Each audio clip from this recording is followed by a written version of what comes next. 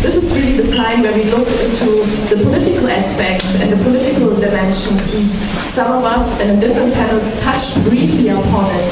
So this is why the title of this evening conversation is CrossMovement Mobilization, a cure to de-solidarisation and rising populism, with a big question mark. So I don't want to talk a lot and I don't want to talk too much right now. I will briefly introduce you the speakers of today, and I will pose two opening questions, and then each one gets the opportunity to talk a little bit about his or her perspective on this for about 5 minutes, and then I will open up the floor right afterwards for your questions, so that we can really engage in a dispute about also your opinions and perspectives on this. And I think the conference on CrossMovement Mobilization gave a lot of food for thoughts and inputs, and I'm very much looking forward now to discuss the political implications. And I'm very happy for this panel tonight. To my very right, you see Shelley Feldman. She comes from Cornell University in the US, and she has done a lot of research and development studies and on the depolitization in NGOs in Bangladesh. But she's also very active now and knows a lot about the anti-Trump mobilization and what is going on in the US. So we will learn. So we will learn a little bit about this here too. And to my right, you see Hugo Braun. He's from Attac, and he's organizing the Attac summer universities. So this is also a very good opportunity to see your perspective from an old advanced activist. Advanced. I thought, oh no, this word is already out.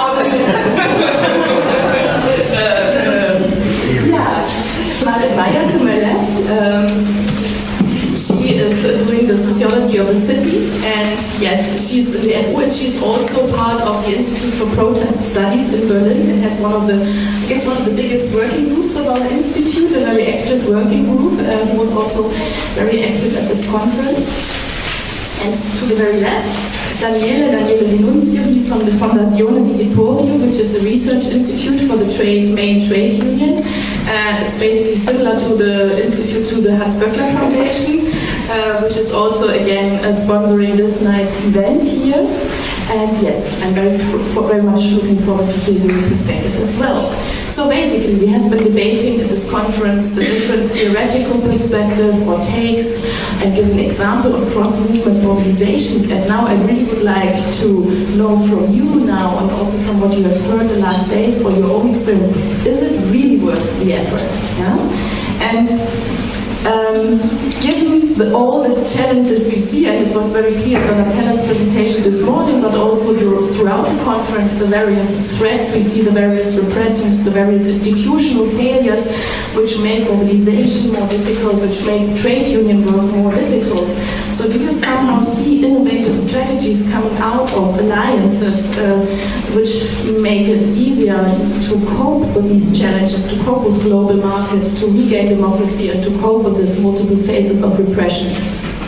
So let's start from the right. Shelley, please. Well, I can't thank you enough for making this an opportunity for me to meet all of you and learn so much from my experience here for the last few days. I guess I'm going to sort of get right to the point, and just so we can open it up and pipe a little bit. And that is, the question was posed about the relationship basically between cross-movement mobilization and populism. And I guess what I think about that is that, like all of us, and I'm in the same position, we tend to think right-wing movements are not social movements. So populism is not a movement, it's a right-wing thing. And it becomes this thing that we fight against. And I think what I've learned, and I can say this only in the post-Trump moment, is what the Republican Party did to create a Trump victory, and how that Trump victory has mobilized people precisely around the strategies that they use themselves to develop the Tea Party. I mean, I don't know how many of you are terribly familiar, but I think it's more familiar than, unfortunately, we should be, you need to be. For us, it's an embarrassment. But what's interesting is, and just I'll give you one episode, there's something called Indivisible, and it's a pamphlet that was created by people who, staffers, so young staffers in Congress, who put together the strategy that the Tea Party used to mobilize the right. And they made it available to everybody. And so the response has been that people who have never participated in social movements, who had never organized, who had never thought that they were political, I mean, in the US still politics is something separate, they feel quite comfortable because the lowest common denominator is call your senator. He has a telephone number. If you call it, we'll even dial it for you. And so it's all set up, and what it has done is given progressive forces an opportunity to engage in a political struggle by realizing that there's a whole range of political mobilizations that we call it. And I like the idea of thinking about holding on to the word mobilization instead of movement. And here I'll come back to what I've learned at the conference. And at the conference, I think, I started my own research as a critique of populism from the 19th century. And I never completed that dissertation, but I found my old notes, and it was about populism. And so I started going back over those notes to prepare for coming here. And what was very, very clear is that mobilization is a much more active, relational, consequential term. And once we start using movement, we use organization, we get into models, we fill the categories with the model, we reproduce and compare social movements, we build alliances based on those models. They have some strategic use, and I will appreciate the strategic use that studying social movements as a fixed entity that has membership and so on is necessary, but I would argue it's not sufficient. And so my sufficiency argument is how do we take this movement and embed it and that's a popular word these days, right? It's part of you can say it's part of the canons of deconstruction and post-coloniality, embedded, and Peter Evans started us off with embedded autonomy years ago. So the word embedded means you can never take it out of the specificity of context, and it forces our attention on context. Now let me move very quickly to the notion of alliances. If in fact we're building alliances, we're growing together in the same context. And that can strengthen if we identify that context more explicitly. If we make connections based on our overlapping and shared interests, however our movement organizations may be different, I think it not only strengthens the movements, which is what we tend to focus on, but it strengthens the understanding of the critique we're making. Yesterday we had an exchange, and I think the question for me is, what is the analytic lens you bring to the table? Is it about a concept map that you fill in the parts, or is it about an analytic tool that gives you a way to see things that you don't see otherwise? And for me, marrying embeddedness with, and now I'll say something I've only told a few of you, and that is, what's absent here is not Marx as a class, useful for class-based movements, but a Marxist methodology that requires a kind of grounded in place, so it presumes with a very different discourse, spatiality, locality, identity, because we all inhabit very particular situations. I think when we get to understand those particularities better, and for me, I think a Marxist method, not a Marxist analysis necessarily, but a Marxist method, gives us an epistemological relationship to the site of study. And I say site because if I'm looking at something that's not a thing, populism not a thing, this feminist movement not a thing, but a series of mobilizations, then we're dealing with a dynamism that we need an analytic to capture.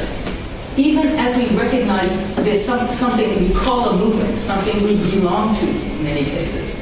But it's not concretized in the way in which it becomes concretized not by our desire very often, but by default, because we didn't talk about them as things. And how does your thing meet with my thing? And to help people get out of that, and I think epistemologically, to showcase why a struggle against racism is not so, is against the same kind of epistemological assumptions that a struggle against the war, and a struggle against fascism, and a struggle against authoritarianism. They share something, and they share a condition of being, a condition of existence. And that's relational. And that condition forces us to locate any site in an embedded larger site. You know, I come a little bit out of not world systems, but appreciating that we're dealing with a global set of relations. So we don't have to mark the place I do a lot of my research, Bangladesh, and say, oh, I have to look at Bangladesh as well, or I have to look from Bangladesh. Because if I look any place, it will be the same kind of analytic lens.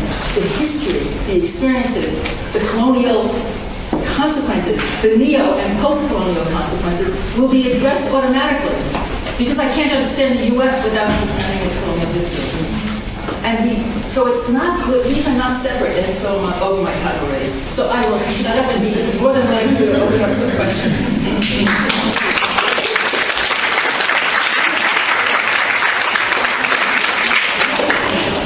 Hugo, as a practitioner who has basically his whole life bridged worlds between activists and trade unions, was worth the effort? About the effort. So I will limit myself to findings here in Germany and the special particular respect to trade unions. But the question whether cross-work movements are worth their effort is for me, from my point of view, from my experience, a very academic question. And a little bit far from reality because specific collaborations happen on a specific occasion, and that leads to the joint action, demonstration or whatever. And a typical example is the ongoing campaign against TTIP.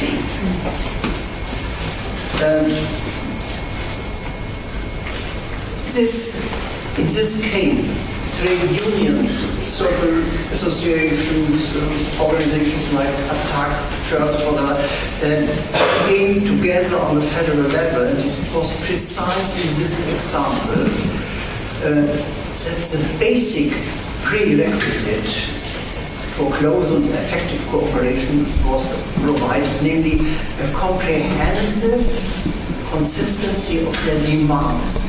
In this colorful reality of such groupings with their very specific concerns, there is a common intersection. It consists, a little bit simple, consists of the preservation of democracy, the pursuit of peace, social justice, living environment, and on this basis, cooperation between trade unions and social movements has been and are still possible on the federal and on the local level. That's our experience here in Germany, and that's some very important part of the social reality in our country. Cooperation is fostered by threats, for example, when government decisions on further social dismantling or growing right-wing extremism attack elements of this common intersection.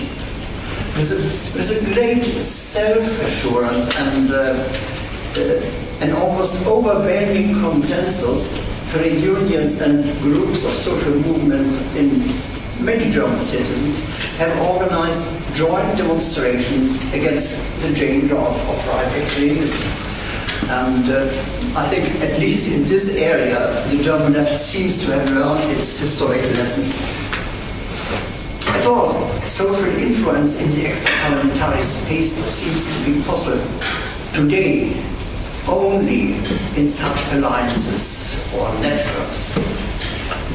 As an example, Attac would never have brought its inaugural demand for a financial transaction tax on the agenda of governments and parliaments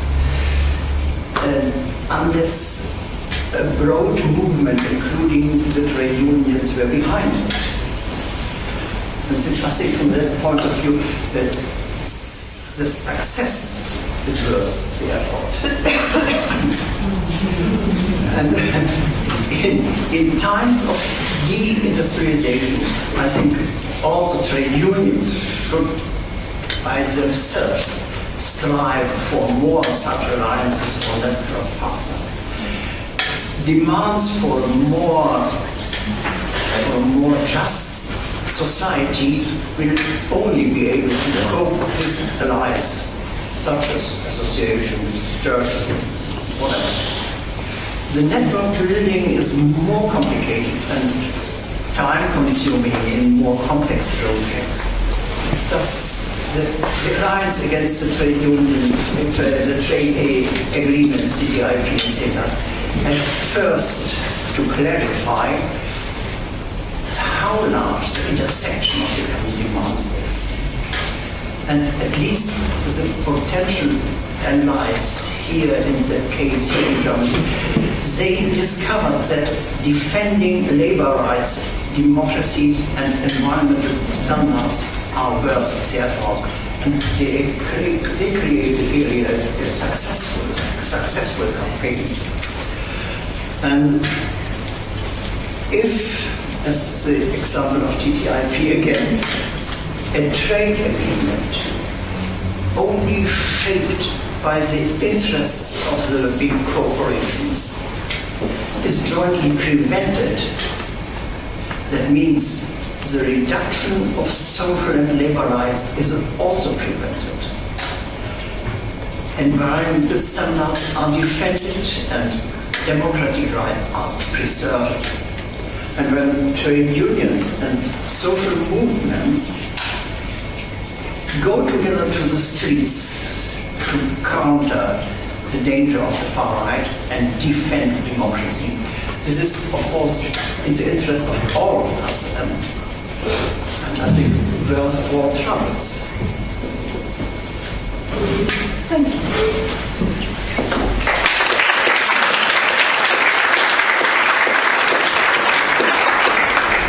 I can follow right along, so I don't actually know whether this speech is going to emerge. So far, I'm not detecting any influence here.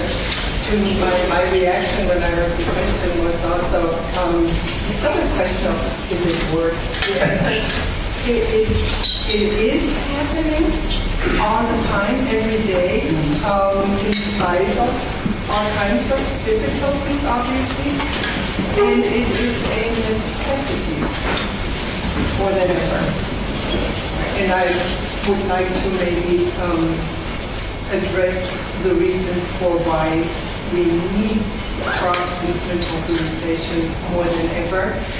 And that has to do with, my three speakers have already thematized the rise of right-wing movements, which were sort of conspicuously absent from our conference, at least popped up only here and there, like in Jeffrey's presentation this afternoon a little bit.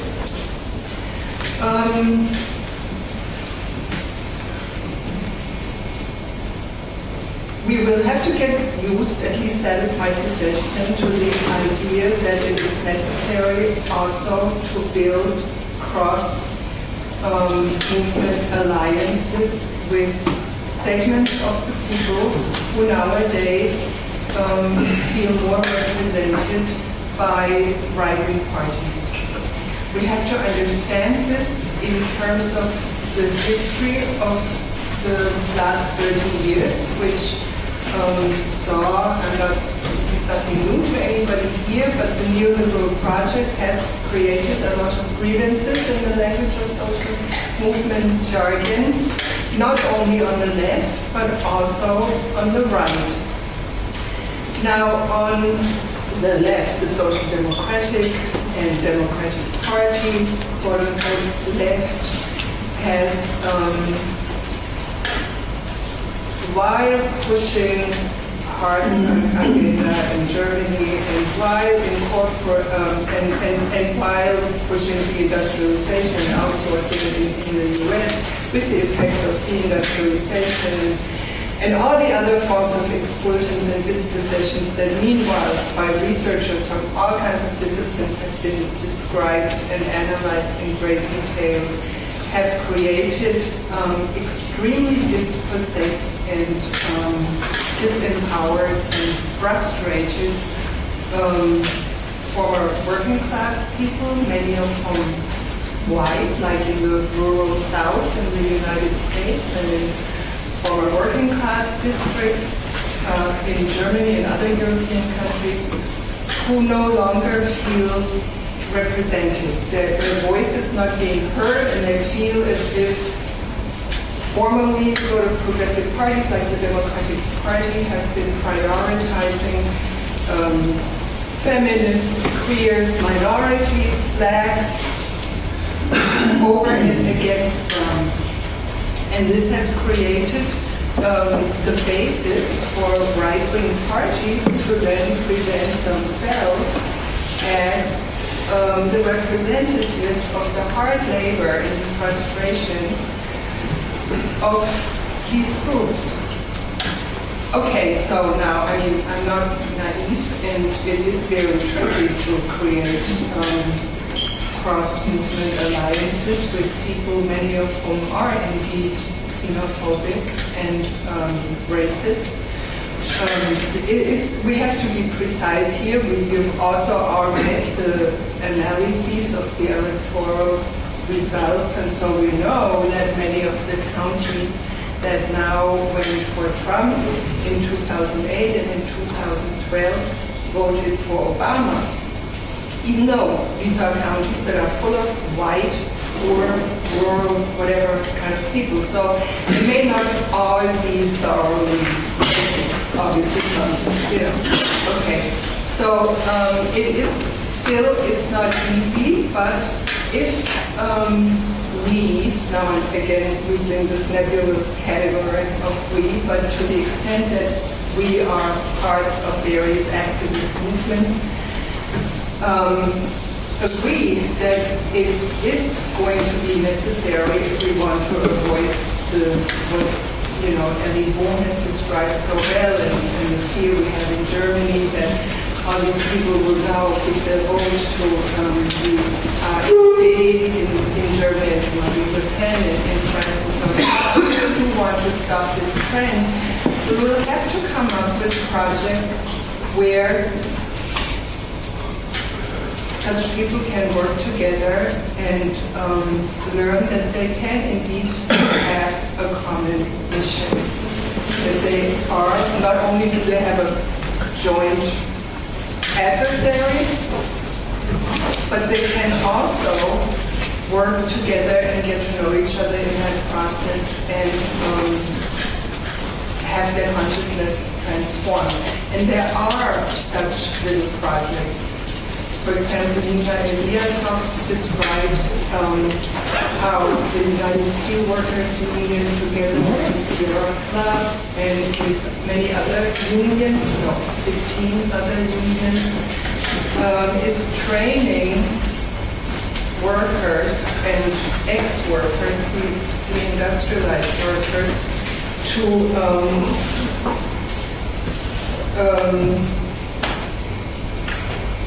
it was more specific. They're training fossil fuel workers how to switch into better paying, more secure, and safer jobs in the solar and wind industry than where they either still are or where they have been laid off due to out-contracting. So, working together, tree huggers and steel workers who discover that they have a lot in common, and we need to create many, many more projects like that.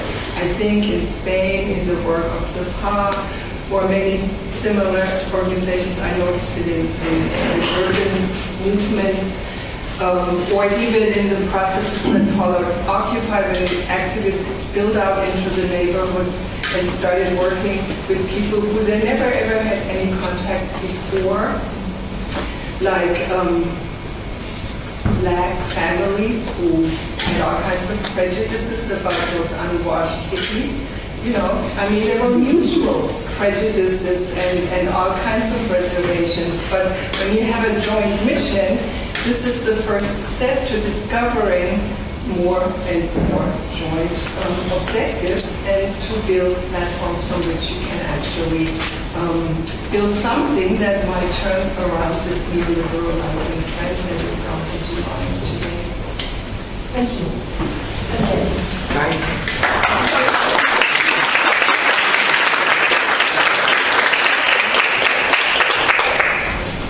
I will try to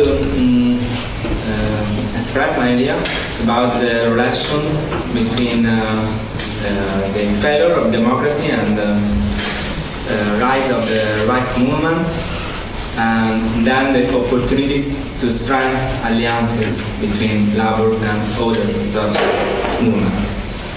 And I will do this focused on the perspective of the labor, because I work for a research institute of the trade union, so I know better these processes. And well, we know that we have many challenges for the trade union regarding the institutional system, so the industrial relations system, the social dialogue, the collective bargaining power, and also we have the general decline in membership. At the same time, we have many difficulties for the other institutions to govern the market, and so to express collective voice on the market, on the economy. From the point of view of the work, these challenges starting many years ago with the affirmation of the flexible production, starting from the 17th, from the lean production, Toyotism, then the flexible firms, as Carl studied in the United States, and Castles, and so the network society, and until the present day debate about digital economy, cross-sourcing, gig economy. So the flexible production affirmed as main paradigm in the production. And what flexibility means? It means the power for the company to produce on demand with workers on demand, to move the capital from a company to another, from a territory to another.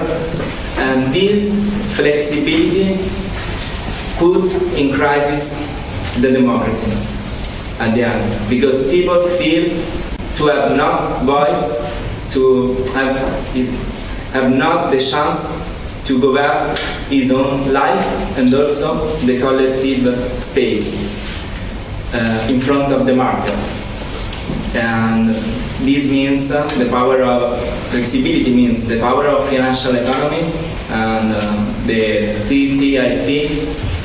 It is all under this new big paradigm that is complementary to the affirmation of what we call neoliberalism or late neoliberalism in the fight of the productive processes. So, as quick answer to this difficulty to give, to control the life, to control the society, we have the nationalism as quick answer to this faceless power that is the flexible market, outsourcing, subcontracting, offshoring, affirmation of temporary contract, or increasing and decreasing in the production against dismissal, continuous restructuring processes. In front of this faceless power, people try to give an answer, a big answer with nationalism or populism, and because they didn't find an answer in the union action, as we know. In the union action, when we are usual to know how unions work. Also, we have many renewal strategies in the unions, and also we have many attempts, as you say, to create alliances to contrast this lack of democracy and this power of the market. But what I see, so we are in front, as you said, and so I listened to the Geoffrey Breyer discussion about the system that reproduces itself, and it is real. Looking to the productive processes for the last 20 years, we have a continuous introduction of flexibility in the relation between capital and the market, so the public spaces is out of control. And trade unions try to cope with this problem, and to strengthen these alliances, we have to understand, from the point of view of the unions, not only how we need to strengthen alliances with other social movements, but how we can strengthen the union action at all, how we can strengthen alliances inside the trade unions among all the workers, among the workforce. What I see, listening to the contribution of the conference, is that sometimes we have conflicts among social movement and trade unions. Some other times we have not these conflicts, and we see that we have conflicts when the people that participate to the social movement have not trust, especially when they have no trust in the unions. So when we have social movement with an high participation of precarious workforce or self-employed people, of the middle class stressed in the polarization of the workforce, in this not segmentation, but the disappearing of the middle class. So, and we have good collaboration where there is a trust in the trade union. An example in the women campaign, or the campaign for the migrant workers, when we have strong unions in the agricultural sector, or with a strong heritage, strong history. And so we have to understand how we can involve precarious workers, marginal workforce in the flexible production processes inside the union to build strongest relations with the other social movement, and to build a common perspective. Because to build a common perspective, we need to give voice to the workers that are that live this problem in their daily life, really. And also Donatella Della Porta talking about the fragmentation inside the social actors involved in this mobilization. We have a lot of attempts. We are in an ongoing processes, and this process, I'm sure, that will change the unions, because the unions are basically in a production system of the last with the roots in the last century, and we have to understand how it can grow in this century. Thanks.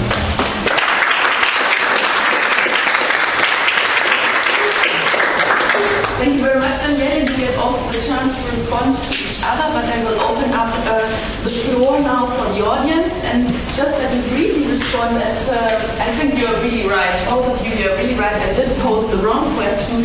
I think we should really ask about actually where should be the boundaries for forming alliances, yeah? And who should be explicitly excluded to prevent, and who are the false threats, and maybe weak identities we have in movements might be not the right way to go forward, because maybe some people turn and believe other things. And you see a little bit when the debate was about the TTIP mobilization, we talked about the good alliances, yeah, but there was also the bad mobilization. mobilization, the AfD, the Pegida mobilization, which were explicitly excluded from the big demonstrations for good reasons, yeah?